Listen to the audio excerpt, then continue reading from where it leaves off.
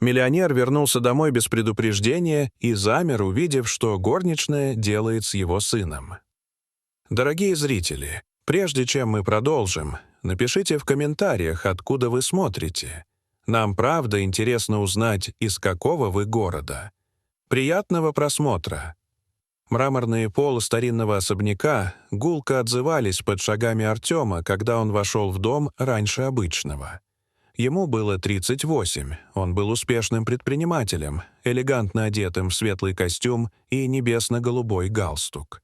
Встречи в Санкт-Петербурге завершились раньше, чем он ожидал, и вместо того, чтобы возвращаться в Москву на выходных, он решил внезапно приехать домой. Впервые за долгое время ему хотелось чего-то настоящего, просто провести день с сыном. Он специально никого не предупредил. Ему нравилось, когда дом жил своей жизнью, без выпрямленных спин, без отчетов и натянутых улыбок. Он хотел заглянуть на кухню, взять кофе, поцеловать сына и устроить сюрприз персоналу. Но то, что он увидел, ступив через порог, заставило его остановиться. У мойки стояла новая горничная, девушка по имени Лиза. Ей было чуть больше 20. На ней была униформа с закатанными рукавами, волосы собраны в небрежный, но аккуратный пучок. В раковине в большом детском тазике лежал его 8-месячный сын, Матвей. Сердце Артема пропустило удар. Он замер. Малыш тихо смеялся, пока Лиза бережно поливала его животик теплой водой, одной рукой поддерживая головку. Движения девушки были осторожны, уверены. Она проверяла температуру воды, касаясь струи локтем, и напевала что-то едва слышное. Именно эту колыбельную пела жена Артема до того, как ее не стало. Он не слышал ее голос уже давно, но сейчас он был здесь, в ее песне. Его сын был счастлив, расслаблен. Он улыбался. А горничная держала его так, будто он был ей родным. И все же внутри Артема бушевал гнев. Это его ребенок. Никто не должен был прикасаться к нему без разрешения, особенно в отсутствие постоянной няни.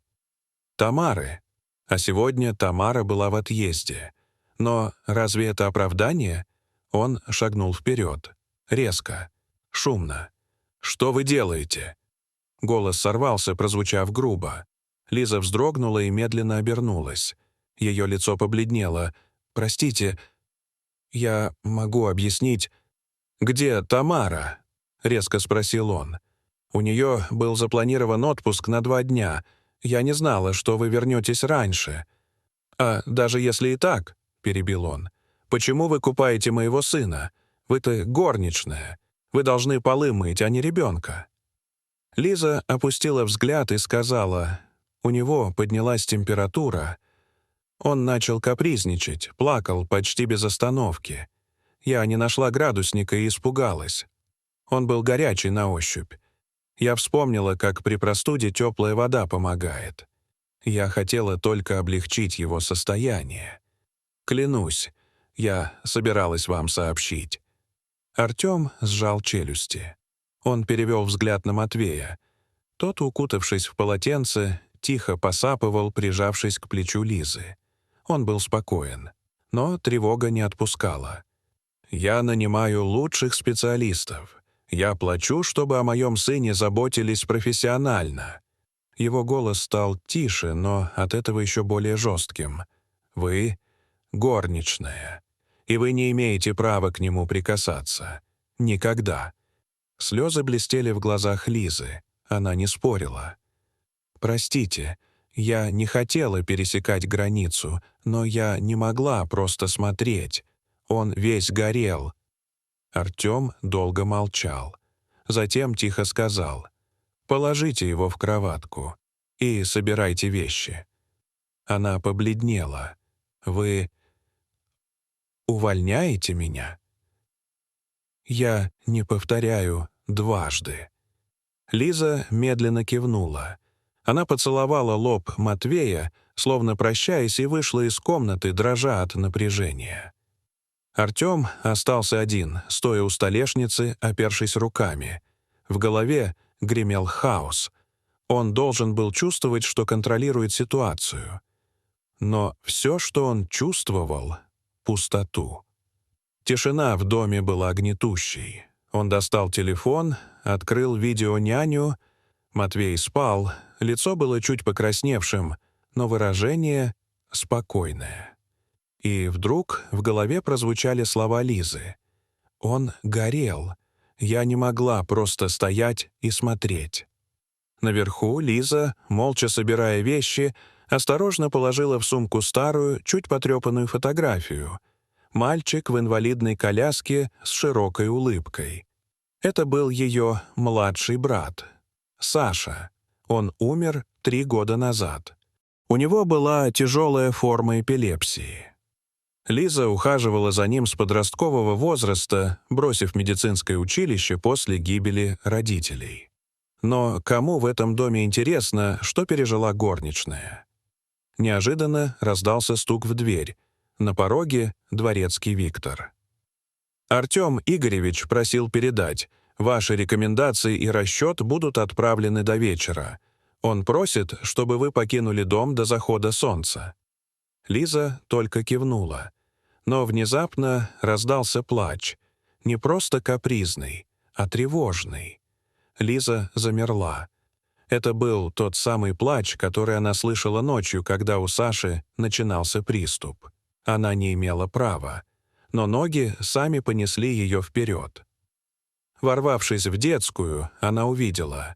Матвей беспокойно ворочается, на лбу — пот, дыхание частое.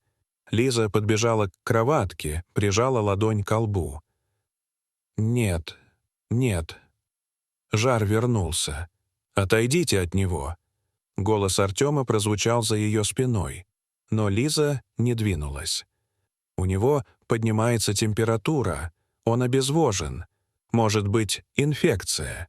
Если не сбить сейчас, может начаться приступ. Артем шагнул ближе. «Откуда вы это знаете?» Лиза, наконец, повернулась. Глаза покраснели от слез. «Я училась в медицинском колледже, но бросила, когда брату понадобился постоянный уход. Он умер. С тех пор я клялась. Если смогу спасти хоть одного ребенка, я это сделаю. Я уже вызвала врача», — сказала девушка. «Но ждать нельзя».